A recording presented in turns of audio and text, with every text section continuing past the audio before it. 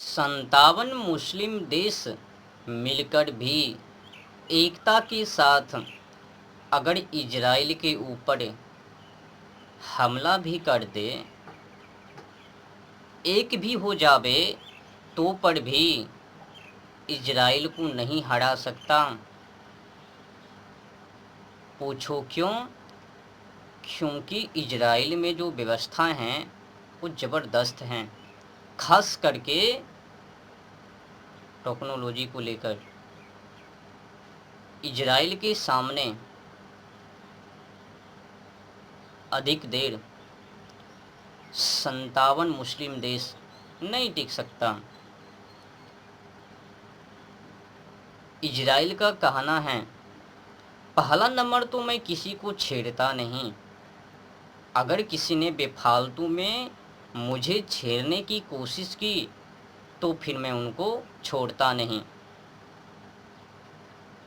तो इजराइल आज तक किसी भी बेजुबान बेगुनाह देशों को तबाह नहीं किया, पहले उसी ने छेड़खानी की, तब जाके जवाब इजराइल ने दिया, ऐसा प्रमाणित है। तो शुरुआत कोई अन्य देश करबे तो ही उनका जवाब इजराइल देवे, पर बेफालतू में किसी देश को हानि ना पहुंचावे। पर खेद की बात है, मानवों को देखा जाता है, अगर कोई मुस्लिम देश इजराइल पर हमला करवे, इजराइल के जो यहूदी हैं उनको मार देवे, तो कई लोग खुश हो जावे उससे, उस कृत्य से।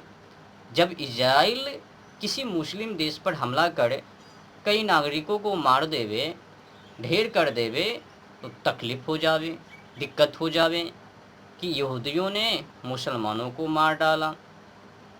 आश्चर्य की बात है, एक छोटा सा देश जो कि उस देशों को आज तक 57 देश मिलकर भी पराजित नहीं किया। भले ही ईरान का वो मिसाइल, बम, हथियार सर्वशक्तिमान हैं, पावरफुल हैं, तो पर भी इजराइल के टेक्नोलॉजी के सामने कुछ भी नहीं है। ज़बरदस्त हैं भाई, मानना पड़ेगा। इजराइल जिस भी देशों के साथ युद्ध लड़ा, कुछ न कुछ हिस्सा वो अपने कब्जे में कर ही लिया, या तो करके छोड़ दिया। ईमानदार इजराइल हैं, खास करके यहूदी के ऊपर विश्वास हैं। और तो और इस बार जो इजराइल ने ईरान के ऊपर हमला किया, पहला नंबर तो मानवों को समझना चाहिए, बिना सोचे समझे विचारे मंथन किए आपत्तिजनक प्रवचन और आपत्तिजनक टिप्पणी नहीं करनी चाहिए। पहले सोचो, समझो, विचारो, मंथन करो, इजराइल की समस्याओं को समझो। इजराइल देश मुसलमानों के देशों से घिरा है। इजराइल देश के चारों तरफ मुसलमानों का झुंड है, माने देश हैं। तो बीच में रहकर और अपने पावर को ना दिखाना मूर्खता है ना, तो डराना ही पड़ता है, अपने पावर को दिखाना ही पड़ता है, क्योंकि छोटा सा देश है। समझ रहे हो ना? और तो और जिस वजह से इजराइल ने ईरान के ऊपर बमबारी की है, मिसाइल दागी हैं, वो भी मूल वजह हैं, खास करके परमाणु बम को लेकर। ईरान परमाणु बम को बनाने के लिए बनाने में सफलता की ओर। अगर एक बार ईरान परमाणु बम को बना लेता तो इजराइल देश को नक्शे से मिटा देता, क्योंकि कोबरा पर विश्वास कर लेना पर मुसलमानों के ऊपर विश्वास करना मौत की खाई है भाई। मुसलमान कभी सोचता नहीं है। जो हालात पाकिस्तान ने भारत को कर रखा है, बार बार भारत के पास भी परमाणु बम है और पाकिस्तान के पास भी परमाणु बम है। आज वर्तमान समय में पाकिस्तान के पास 170 और भारत के पास 180 परमाणु, पर वो जो पाकिस्तान है पवाई बम को लेकर बार बार भारत को डरा देता है और भारत की सरकार चुप बैठता है कि कहीं दाग ना दे। सही बात है, मुसलमान कभी डरता नहीं है।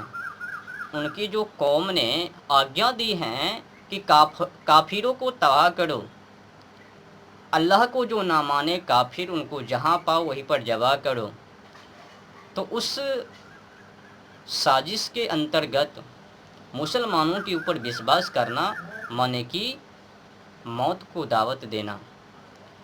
और तो और मुसलमानों में मिलाप हैं और अन्य समुदाय में मिलाप नहीं है।